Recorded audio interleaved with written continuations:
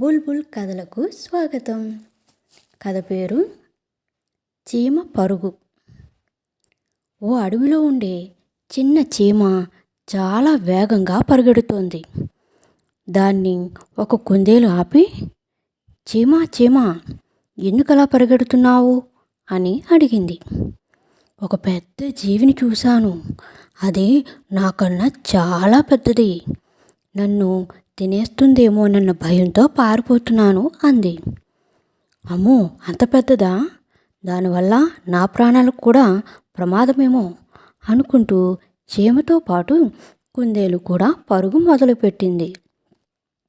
వీటిని చూసిన ఓ జింక ఎందుకలా పరిగెడుతున్నారు అని ప్రశ్నించింది. విషయం చెప్పింది చీమ. అవునవును అంటూ కుందేలు వంతపాడింది. దాంతో భయపడ్డ జింక కూడా పరుగు మొదలుపెట్టింది.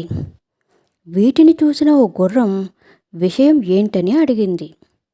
ఆయాసపడుతూనే చెప్పి చీమ, కుందేలు, జింక మళ్ళీ పరుగులంకించుకున్నాయి. అమ్మో, ఆ పెద్ద జీవితో నాకు కూడా ప్రమాదమేమో అనుకుంటూ గుర్రము పరుగు అందుకుంది. ఇలా చాలా జంతువులు వీటితో పాటే పరుగెత్తడం ప్రారంభించాయి. ఆఖరుకు ఈ జీవులు ఓ ఏనుగు కంటపడ్డాయి. ఎందుకలా పరిగెడుతున్నారు అని అది వాటిని అడిగింది. అన్ని జంతువులు చీమ వైపే చూపించాయి. మొదట కుందేలుకు చెప్పిన మాటే ఏనుగుకు చెప్పింది చీమ. దాంతో అది కూడా మిగతా జంతువులతో పాటే పరిగెత్తడం ప్రారంభించింది. కొంత దూరం వెళ్ళగానే, అవును, అసలు ఎందుకు నువ్వు ఏ జంతువుని చూసావు అని చీమను అడిగింది. అది పెద్ద గండు చీమ నన్ను చంపి తినేస్తుందా అన్నట్లు నా వైపే వేగంగా వస్తోంది. అందుకే భయమేసి ఇలా పరిగెత్తడం ప్రారంభించాను అంది.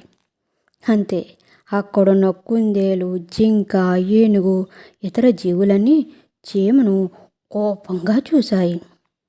అసలు నీకు బుద్ధి జ్ఞానం ఉందా? గండు చీమ ఎక్కడైనా మమ్మల్ని తింటుందా? అనవసరంగా భయపెట్టావు అన్నాయి. అది నన్ను తింటుందేమో అన్నాను, కానీ మిమ్మల్ని తింటుందని నేను ఎక్కడ చెప్పాను? మీరే నాతో పాటు పరిగెత్తారు అంది చీమ.